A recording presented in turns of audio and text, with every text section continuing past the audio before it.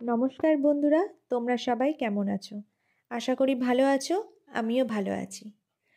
আমি প্রমীলা চলে এসেছি তোমাদের প্রিয় চ্যানেল গোপাল ভাঁড়ের গল্প নিয়ে।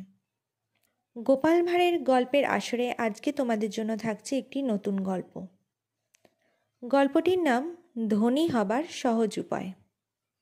তবে গল্পটি শুরু করার আগে তোমাদের কাছে একটাই অনুরোধ, তোমরা যারা গল্পটি শুনছো চ্যানেলে নতুন আছো তারা প্লিজ চ্যানেলটিকে সাবস্ক্রাইব করে দিও এবং পাশে বেল আইকনটাও প্রেস করে দিও, যাতে পরবর্তী গল্পের নোটিফিকেশন তোমাদের কাছে তাড়াতাড়ি পৌঁছে যায়। আর গল্পটির শেষে একটি লাইক করে দিও, পারলে একটি ছোট্ট কমেন্টও করে দিও, তাহলে আমি আরও উৎসাহিত পাবো নতুন গল্প নিয়ে আসার। তাহলে শুরু করি আজকের গল্প।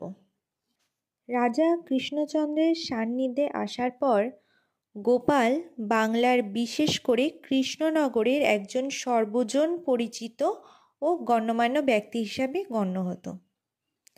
তার কাছে বিভিন্ন সম্প্রদায়ের ও পেশার মানুষ যাতায়াত করত। ঘন্টার পর ঘন্টা ধরে চলত হাসি ঠাট্টা গল্পগুজব।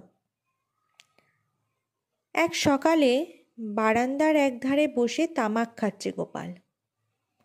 এমন সময় এক প্রৌঢ় এলো।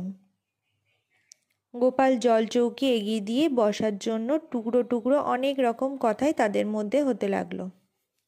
গোপাল জলচৌকি এগিয়ে দিল বসার জন্য। টুকরো টুকরো অনেক রকম কথাই তাদের মধ্যে হতে লাগলো। কথার ফাঁকে আগন্তুক প্রৌঢ়টি বলল, গোপাল, তোমার কাছে একটা কথা বলার জন্য কদিন ধরেই মনটা দারুণ উসখুস করছে। সুযোগের অভাবে আর বলা হয়ে ওঠে না।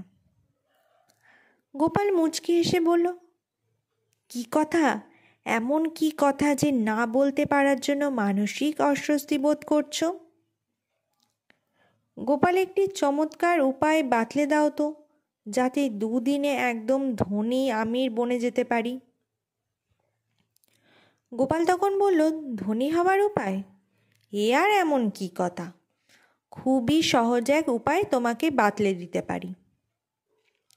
আগন্তুক প্রৌঢ়টি জলচৌকিটিকে তার দিকে সামান্য এগিয়ে নিয়ে গোপালের মুখোমুখি বসে অত্যুগ্র আগ্রহের সঙ্গে বলল, আছে? উপায় আছে? কী সে উপায় গোপাল?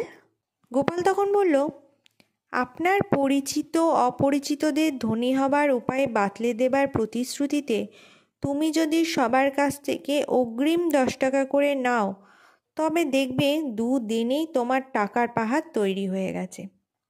তখন দেখবে সারা কৃষ্ণনগরে তোমার মতো ধনী দ্বিতীয় কেউ নেই। অবিশ্বাস হলে পরীক্ষা করে দেখোই না ভায়া। তো বন্ধুরা, এই ছিল আজকে আমাদের গল্প ধনী হবার সহজ উপায়। গল্পটি যদি আপনাদের ভালো লেগে থাকে অবশ্যই লাইক, শেয়ার, কমেন্ট করবেন এবং চ্যানেলটিকে সাবস্ক্রাইব করতে ভুলবেন না। ফিরে আসবো খুব তাড়াতাড়ি নতুন একটি গল্পের সাথে। ভালো থাকবেন, সুস্থ থাকবেন। ধন্যবাদ।